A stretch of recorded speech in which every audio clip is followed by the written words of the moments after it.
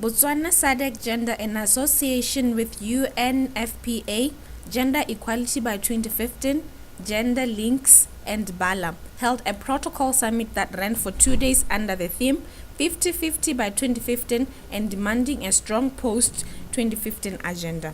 The summit was concluded by an award ceremony for runner-ups and winners for different categories. Speaking to Kiabone Ntsabane, she gave a brief description of what they have been through and a word of encouragement to the contestants. So basically what we do, we've been lobbying for issues of gender equality, looking at the women in decision making and power sharing, women at council level and women at workplace. But also the main thing which we're doing was gender-based violence. We conducted a research in collaboration with government to try and justify how much violence is in our country. It's not only that what we did, we also have worked with the councils, 27 of them countrywide, and they've developed gender action plans.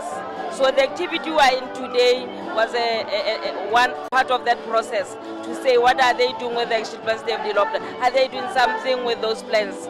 And really those who have won today have shown that they've been addressing issues of gender-based violence. They've budgeted for them. They've been running some campaigns during 16 days and International Women's Day, which was not there before. I won the runner-up of the Gender-Based Violence Award tonight. And I'm very proud because our company, we have adopted the school of the Kachikau Special Care Unit in Kachikau for the mentally and physically disabled children. And in specific, the reason we've taken on this project is so that we can dispel the stigma that's attached to the mentally and physically disabled children, to be able to give them a voice if any gender-based violence is happening to them. This beautiful honor, as you have seen, a lot of people who have won in other categories, or a lot of the competition was mainly from older people. So it just is a great achievement to see that young people in Botswana are having platforms such as these to, have an active voice and just to express themselves and take charge in what is happening in the society. So it really means a lot that I won in the media print category. I'm actually the winner, not the runner-up like I was expecting. So it's a big honor in the sense that I think there are only 3 young people and the rest of the other winners are older people. So it really means a lot that young people have been recognized.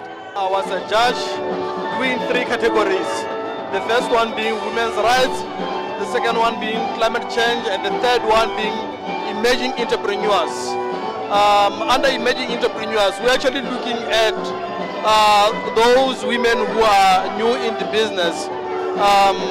These are women who are survivors of GBV, gender-based violence.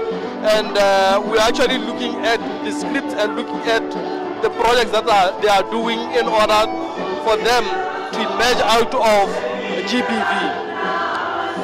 What were the challenges that you were faced with while you were the judges?